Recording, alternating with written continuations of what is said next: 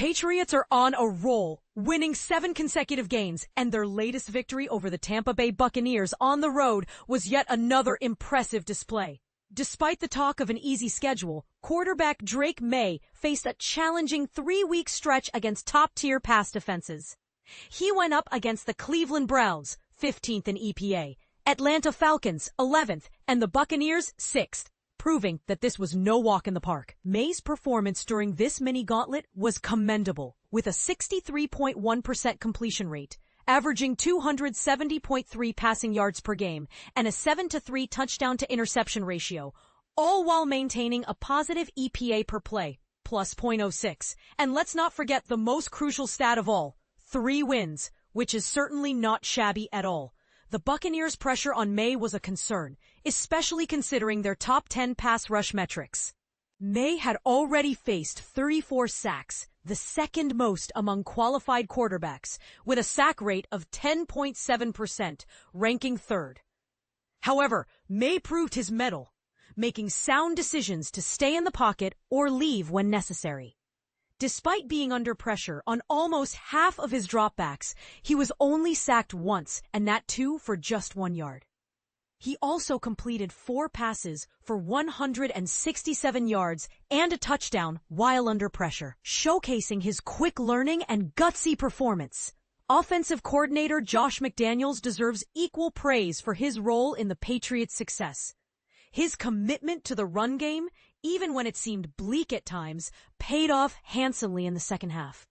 Travion Henderson, the rookie running back, exploded for a 69-yard touchdown, a moment that had even the most patient fans on the edge of their seats. McDaniels' play calling and decision-making were instrumental in this victory. The Patriots' commitment to the run game each week provides balance to their offense. It's not just about the production, which eventually came in the form of 2 X plays, but also about setting up play action, allowing Maye to hunt for big plays, and limiting the exposure to standard drop-back passing, which can be more challenging, especially from a blocking perspective. On Sunday, the Patriots' willingness to stick to their run game strategy resulted in only 36 dropbacks for Maye. This season, they rank 18th in dropbacks per game, 36.4, and 12th in run plus play action rate, 56%. So the next time you find yourself frustrated with the Patriots running into a brick wall, remember the successful play actions, boots, and Maye bombs into single high safety coverages that are all built off the run actions.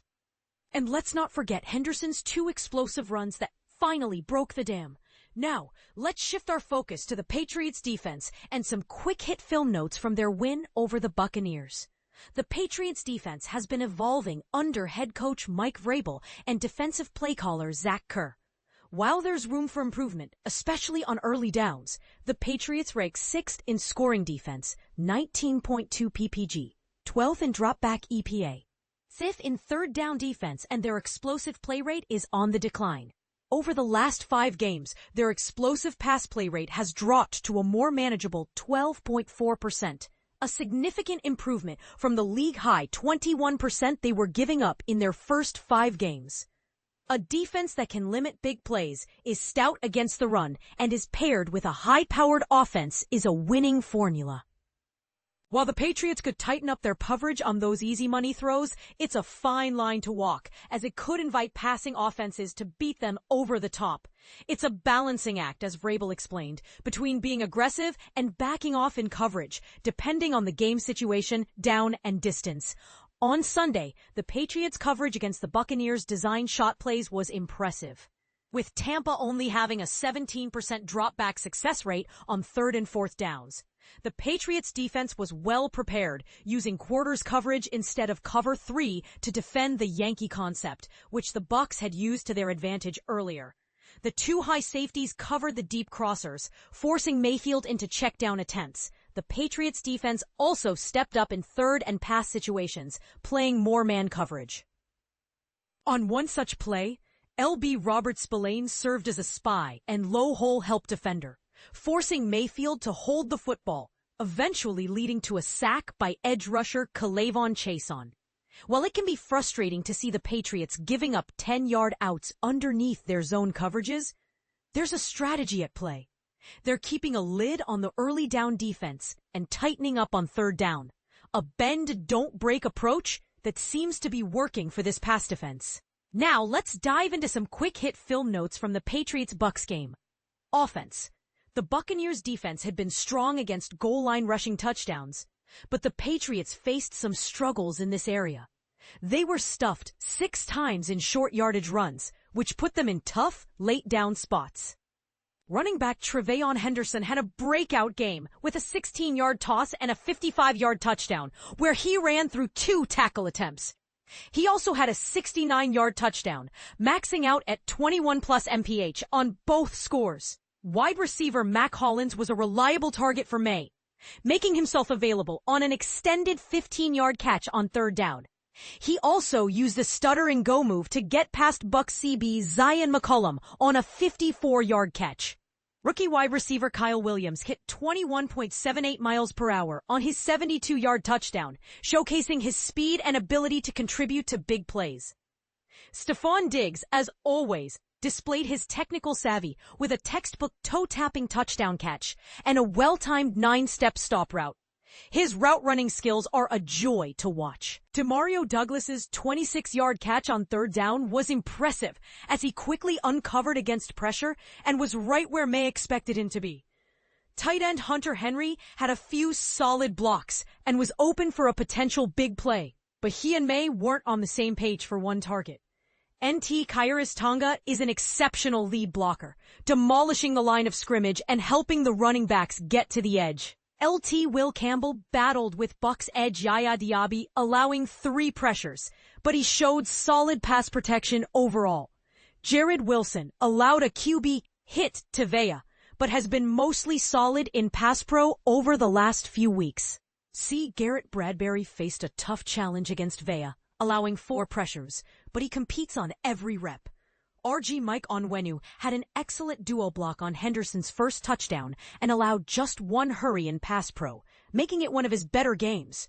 RT Morgan Moses had a strong performance, driving DT Elijah Roberts out of the gap on Henderson's 55-yard TD and getting out into space on a 16-yard toss scheme.